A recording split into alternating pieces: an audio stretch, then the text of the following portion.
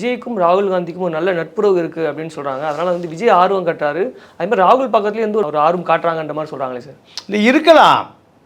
ஏன்னா காங்கிரஸை பொறுத்த வரைக்கும் புதுசாக ஒரு சக்தி வளருதுன்னா அந்த சக்தியை பயன்படுத்தி கொள்ள காங்கிரஸ் விரும்புவது இயற்கை தான். அதில் எந்த மாற்று கருத்தும் இல்லை. ஆனால் இந்த கூட்டணி முதல் ஸ்ட்ரோக்லேயே ஜெயிக்குமா? முதல் ஸ்ட்ரோக்லேயே திமுக ஓவர்டேக் பண்ணிடணும்ல. அப்படி ஓவர்டேக் பண்ணலன்னு என்ன ஆகும்? பழைய இடத்துக்கு திரும்பி போயிடும். காங்கிரஸுக்கு பலவீனமாக இருக்குது.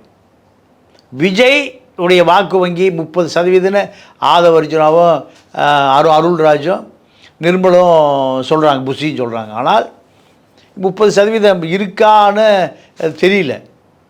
ஒரு தேர்தலில் கூட விஜய் இன்றைக்கி நிற்கலை. பஞ்சாயத்து போர்டு தேர்தலில் கூட நிற்கலை. சீமானுக்கு 7% இருக்குன்னு தெரியுது, கம்யூனிஸ்டுகளுக்கு 1.5% இருக்குன்னு தெரியுது, வைகோக்கு என்ன ஓட்டு சதவீதம் எல்லாமே தெரியுது. ஆனால் விஜயுடைய வாக்கு சதவீதம் காங்கிரஸுக்கு தெரியல. அப்போது தெரியாத ஒரு வாக்கு வங்கியோடு காங்கிரஸ் தன்னுடைய எதிர்காலத்தை எப்படி சூனியமாக்கும்? வாய்ப்பே இல்லை.